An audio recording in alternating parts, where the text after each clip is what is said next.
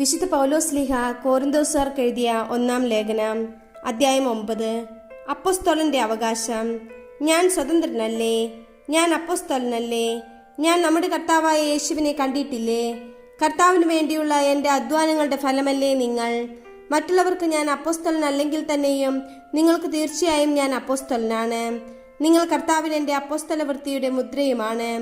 എന്നെ ചോദ്യം ചെയ്യുന്നവരോട് എനിക്കുള്ള മറുപടി ഇതാണ്: തിന്നുന്നതിനും കുടിക്കുന്നതിനും ഞങ്ങൾക്ക് അവകാശമില്ലേ?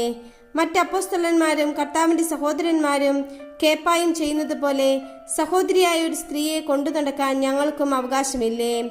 ജോലി ചെയ്യാതിരിക്കാൻ ബാർന്നബാസിനും എനിക്ക് മാത്രം അവകാശമില്ലെന്നോ? സ്വന്തം ചെലവിൽ സൈനിക സേവനത്തിന് പോകുന്നവനുണ്ടോ? മുന്തിരിത്തോട്ടമുണ്ടാക്കിയിട്ട് അതിന്റെ ഫലത്തിൽ നിന്ന് ഭക്ഷിക്കാത്തവനുണ്ടോ? ആട്ടിൻപറ്റത്തെ വളർത്തിയിട്ട് അതിന്റെ പാൽ കുടിക്കാത്തവനുണ്ടോ? ഞാൻ ഈ പറയുന്നത് കേവലം മാനുഷികമായിട്ടാണോ? നിയമം അനുശാസിക്കുന്നതും ഇത് തന്നെയല്ലേ? എന്തെന്നാൽ മോശയുടെ നിയമത്തിൽ എഴുതിയിരിക്കുന്നു: ധാന്യം മെതിക്കുന്ന കാളയുടെ വായി നിങ്ങൾ മൂടിക്കെട്ടരുത്. കാളയുടെ കാര്യത്തിലാണോ ദൈവത്തിന് ശ്രദ്ധ? അവിടുന്ന് സംസാരിക്കുന്നത് അത്രയും നമുക്ക് വേണ്ടിയല്ലേ? ഉഴകുന്നവൻ പ്രതിഫലവേച്ഛയോടുകൂടിയും മെതിക്കുന്നവൻ ഓഹരി ലഭിക്കുമെന്ന പ്രതീക്ഷയോടുകൂടെ ജോലി ചെയ്യുന്നതിന് നമുക്ക് വേണ്ടി ഇത് എഴുതപ്പെട്ടിരിക്കുന്നു.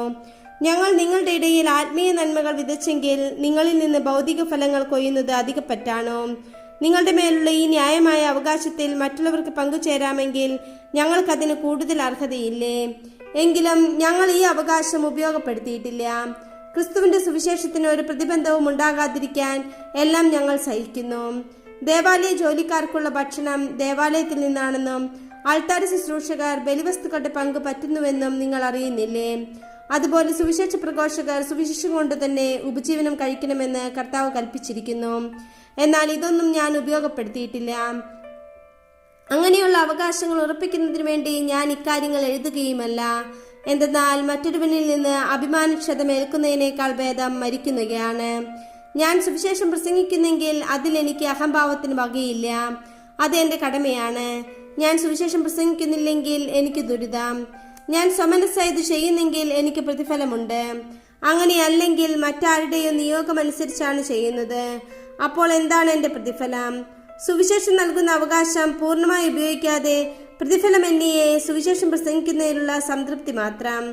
ഞാൻ എല്ലാവരിലും നിന്ന് സ്വതന്ത്രനാണെങ്കിലും വളരെ പേര് നേടേണ്ടതിന് ഞാൻ എല്ലാവരുടെയും ദാസനായി തീർന്നിരിക്കുന്നു.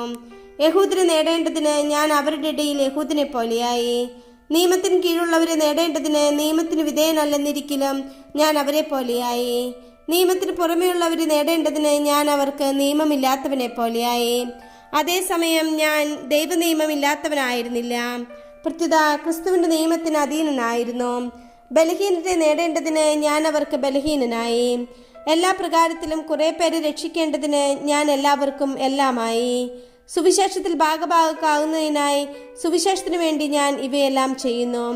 മത്സരക്കളത്തിൽ എല്ലാ ഓട്ടക്കാരും ഓടുന്നെങ്കിലും സമ്മാനാർഹനാകുന്നത് ഒരുവൻ മാത്രമാണെന്ന് നിങ്ങൾക്കറിഞ്ഞുകൂടെ? ആകയാൽ സമ്മാനം ലഭിക്കേണ്ടതിനായി നിങ്ങൾ ഓടുവീൻ. കായികാഭ്യാസികൾ എല്ലാ കാര്യത്തിലും ആത്മനിയന്ത്രണം പാലിക്കുന്നു. അവർ നശ്വരമായ കിരീടത്തിനു വേണ്ടിയാണ് അപ്രകാരം ചെയ്യുന്നത്, നാം അനശ്വരമായതിനു വേണ്ടിയും. ഞാൻ ഓടുന്നത് ലക്ഷ്യമില്ലാതെയല്ല. ഞാൻ മുഷ്ടിപ്രയോഗം നടത്തുന്നത് വായുവിൽ പ്രഹരിക്കുന്നത് പോലെയല്ല.